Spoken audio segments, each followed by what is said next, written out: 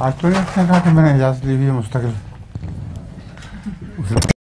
यहाँ भी तबलीग का तो सबसे अच्छा तरीका वो है जो कुरान की ने बयान फरमाया है, मन आसन क़ौलन मिम्मन दआ इलल्लाह व अमिल सालिहान, कि उससे बेहतर इंसान कौन हो सकता है जो अल्लाह के रास्ते में बुलाए, मगर इस तरह बुलाए कि खुद उसका अमल भी नेक हो।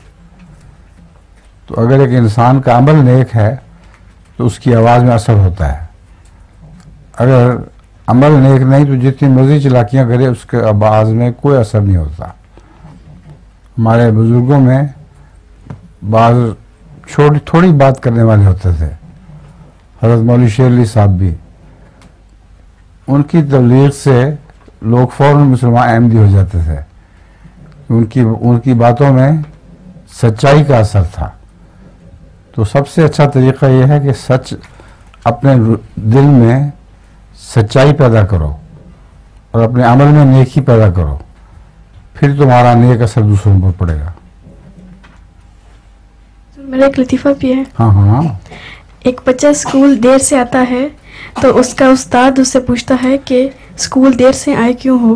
उसने कहा लग गई। जी उसने क्या कहा, लग गई थी? नहीं वो अच्छा और है ये और है। हाँ सुनाओ। तो बच्चा कहता है कि मैंने आज बहुत नेकी का काम किया है। अच्छा। उस्ताद कहता है कि क्या नेकी का काम किया है तुमने? तो बच्चा कहता है कि मैंने आज एक बूढ़ी औरत को सड़क पार करवाई है। ठीक। तो उस्ताद कहता है उसमें कौन सी इतनी देर लगती है? तो बच्चा कहता है कि मैंने उससे जबरदस्ती रोड क्रॉस करी है। मानती नहीं थी, जबरदस्ती ले गया। ठीक है। और दो बच्चे लेट पहुंचे। एक बच्चे से पूछा कि तुम क्यों लेट आए हो? उसने कहा मैं मजबूर हूं, मेरी अठन्नी गिर गई थी रास्ते में और बहुत मैंने तलाश की, मुझे मिली नहीं, तो उसमें में देर हो गई। तो दूसरे लड़के से पूछा तुम क्यों लेट आए हो? उसने मैंने अपने पाँव के नीचे इसकी अठन्नी दबाई है।